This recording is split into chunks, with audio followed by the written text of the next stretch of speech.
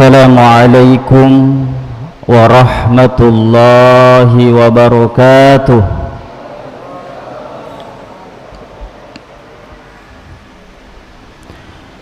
Alhamdulillahilladzi 'allamal bayan wa alhamat tibyan wa tammamal ihsan likullil insan.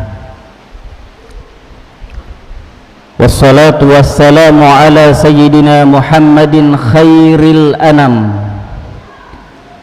wa ala alihi wa sahbihi wa ummatihi fi tuliz zaman. Qala Allah ta'ala fil Qur'anil Karim, a'udzu billahi minasy syaithanir rajim. Syahru Ramadhan alladzi unzila fihil Qur'an hudal linnasi wa bayyinatin minal huda wal furqan. Shadaqallahul aliyyil azim wa shadaqa rasulihil karim. Hadirin sidang jamaah Isya yang insyaallah sebentar lagi kita akan melaksanakan sholat sunnah tarawih secara berjamaah. Mudah-mudahan amal ibadah yang telah kita lakukan dan akan kita lakukan selama di bulan suci Ramadan ini insyaallah akan menjadi saksi kelak di akhirat bahwa kita termasuk hamba Allah, termasuk umat Rasulullah sallallahu alaihi wasallam. Hadirin yang dimuliakan oleh Allah Subhanahu wa taala, penggalan ayat yang saya baca tadi, Syahrul Ramadhan alladzi unzila fihil Qur'an. Bulan suci Ramadan dipilih oleh Allah untuk diturunkannya Al-Quran. Maka para ulama tafsir menjelaskan bahwa salah satu bentuk atau salah satu faktor kenapa bulan suci Ramadan dimuliakan oleh Allah Subhanahu wa taala, karena Allah memilih Ramadan diturunkannya Al-Quran. Artinya bahwa kemuliaan Al-Quran telah menjadikan bulan suci Ramadan ikut menjadi mulia. Makanya kota Makkah, Haramain, kota Makkah dan Madinah, kenapa menjadi dua kota yang dimuliakan oleh Allah? Karena dua kota ini terpilih tempat diturunkannya Al-Quran. Apa maknanya hadirin yang dimuliakan oleh Allah? Bahwa jikalau kita ingin mendapatkan status hamba yang juga ikut dimuliakan oleh Allah Subhanahu wa taala, maka perbanyaklah berinteraksi dengan Al-Quran. Tapi mohon maaf, mungkin di luar bulan suci Ramadan lebih sering kita buka HP atau lihat HP dibandingkan Al-Quran. Maka usahakan di bulan suci Ramadan ini, targetkan, coba bisa ndak kira-kira intensitas kita membuka mushaf Al-Quran lebih banyak dibandingkan melihat media sosial.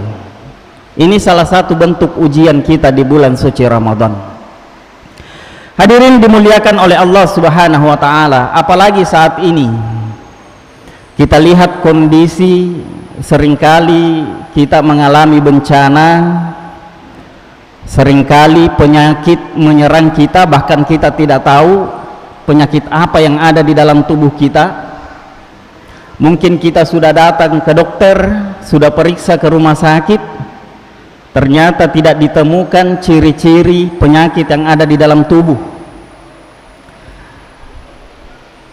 Kalau kita mengalami kondisi seperti ini, hadirin yang dimuliakan oleh Allah, tidak usah kemana-mana mencari solusi. Sebenarnya di dalam Al-Quran Allah sudah mengajarkan kita beberapa ayat yang kalau kita baca ayat-ayat itu, maka Allah subhanahu wa ta'ala akan melindungi kita dari segala bentuk keburukan, terutama keburukan yang datang dari makhluk yang tidak kita ketahui. Saya teringat ada 2 surah di dalam Al-Quran yang kemudian sering juga disebut dengan nama surah Al-Mu'awwizatain.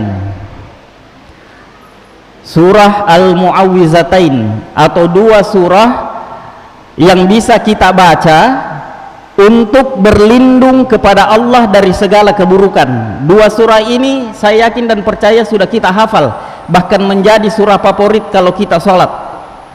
Surah apa itu? Pertama surah Qul a'udzu birabbil falak, dan yang kedua surah Qul a'udzu birabbin nas. 2 surah ini saya yakin dan percaya sering kita baca, tapi seandainya kita tahu fungsinya, saya yakin dan percaya kita akan rutin membaca 2 surah ini untuk berlindung kepada Allah. Hadirin yang dimuliakan oleh Allah, saya ingin menjelaskan sedikit tentang 2 surah ini.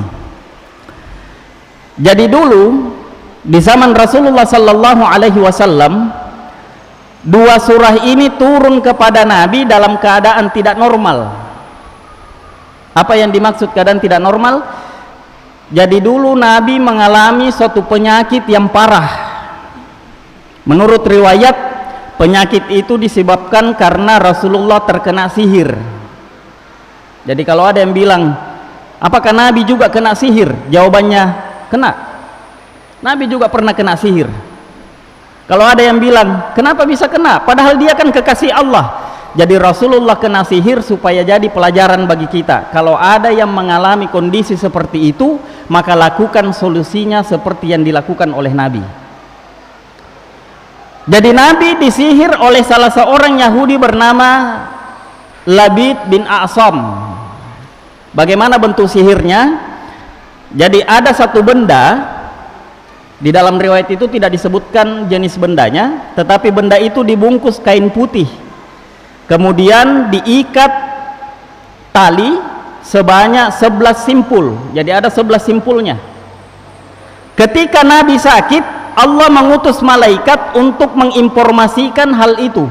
Maka Rasulullah sallallahu alaihi wasallam perintahkan kepada sahabatnya untuk coba cek, betulkah benda sihir itu ada. Maka diceklah di sebuah sumur, digali sumur itu, dikasih keluar airnya, dibawa batu, betul ditemukan ada benda yang dibungkus kain putih, kemudian diikat 11 simpul.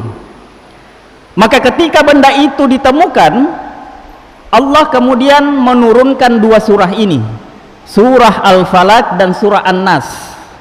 Total ayatnya, kalau di total surah Al-Falaq jumlahnya 5 ayat, surah An-Nas jumlahnya 6 ayat. Kalau dikalkulasi totalnya 11 ayat. Maka diperintahkanlah Rasulullah baca setiap 1 ayat ketika membuka 1 ikatan atau 1 simpul. Dan alhasil setelah dibuka, benda itu dibakar, dan alhamdulillah beberapa hari kemudian Rasulullah sallallahu alaihi wasallam sembuh dari penyakitnya. Lalu pertanyaannya, apa maknanya sebenarnya 2 surah ini? Pertama, surah Al-Falaq.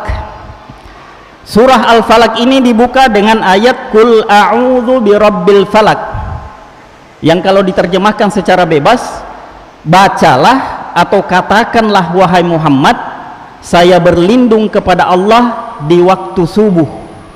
Kata para ulama, yang dimaksud waktu subuh di situ adalah ketika terjadinya peralihan antara siang dan malam. Artinya apa? Jadi surah ini bisa kita baca untuk melihat perbedaan mana yang baik dan mana yang jahat. Karena kegelapan itu selalu diidentikan dengan keburukan, sedangkan cahaya diidentikan dengan kebenaran. Yang menarik kemudian hadirin yang dimuliakan oleh Allah, di surah Al-Falaq Allah cuma menyebut satu nama, yaitu Rabb, sifat rububiyah, untuk menghadapi 4 keburukan. Min syarril ghasikin idza waqab, min syarrin naffatsati fil 'uqad, wa min syarri hasidin idza hasad, min syarri khalaq. Jadi ada 4 keburukan. Sedangkan di surah An-Nas Allah menyebutkan 3 sifatnya untuk menghadapi 1 keburukan. Qul a'udzu birabbin nas, sifat rububiyah, ilahin nas, sifat uluhiyah, malikin nas, sifat mulkiyah, untuk menghadapi 1 keburukan. Apa itu? Min syarril waswasil khannas, dari keburukan bisikan hawa nafsu. Kata para ulama, kenapa demikian? Ini menandakan bahwa keburukan yang datang dari dalam diri kita atau bisikan hawa nafsu kita itu jauh lebih berbahaya dibandingkan keburukan yang datang dari luar. Makanya kemudian di dalam salah satu riwayat ini, sekaligus mohon maaf, sekaligus oleh-oleh untuk kita bawa pulang ke rumah, mudah-mudahan bisa kita amalkan di bulan suci Ramadan ini supaya kita terhindar dari segala keburukan. Saya bacakan satu amalan Rasulullah sallallahu alaihi wasallam yang mengamalkan 2 surah ini supaya kita terhindar dari segala keburukan, terutama keburukan yang tidak tampak. Di dalam salah satu riwayat yang ditemukan di dalam kitab Sahih Al-Bukhari, disampaikan langsung oleh istri Nabi Aisyah radhiyallahu anha. Beliau mengatakan, kana Nabi sallallahu alaihi wasallam idza awa ila firashihi, Nabi di setiap malam ketika beliau mau tidur, kullalailatin, di setiap malam, apa yang dilakukan oleh Nabi? Jama'a kaffaihi, dia satukan 2 telapak tangannya seperti ini. Jama'a kaffaihi, dia satukan kedua telapak tangannya. Thumma nafasa fihima, kemudian Nabi meniup 2 telapak tangannya. Beliau tiup 2 telapak tangannya. Faqara'a fihima, kemudian Nabi membaca Qul huwallahu ahad, Qul a'udzu birabbil falaq, dan Qul a'udzu birabbin nas. Lalu selanjutnya bagaimana? Tsumma yamsahu bihima mastata'a min jasadihi, kemudian Nabi mengusap ke seluruh badannya. Fayabda'a bira'sihi, beliau memulai dari kepalanya. Jadi mulai dari kepalanya, kemudian summa ila wajhihi, kemudian ke wajah beliau, summa ila dhahara jasadihi, kemudian ke bagian depan tubuh beliau. Ini yang dilakukan oleh Nabi di setiap malam, sehingga setelah itu Nabi tidak pernah lagi terkena sihir, apalagi terkena penyakit-penyakit ain atau penyakit yang datang dari jin. Hadirin yang dimuliakan oleh Allah, sebagai kesimpulan, maka bulan suci Ramadan bukan hanya sekedar membaca Al-Quran, tapi yang paling penting adalah mari kita mengamalkan Al-Quran. Salah satu bentuk pengamalan Al-Quran yang disebutkan oleh ulama adalah dengan cara bertabarruk, menjadikan Al-Quran sebagai penolong, menjadikan Al-Quran sebagai doa-doa, yang mudah-mudahan doa-doa itu memberikan keringanan terhadap segala bentuk aktivitas kita selama hidup di dunia dan keselamatan di akhirat. Saya kira ini yang sempat saya sampaikan, mudah-mudahan bermanfaat bagi kita semua. Wallahu a'lam bissawab, minallahil musta'an wa alaihi tiklan. Assalamualaikum warahmatullahi wabarakatuh.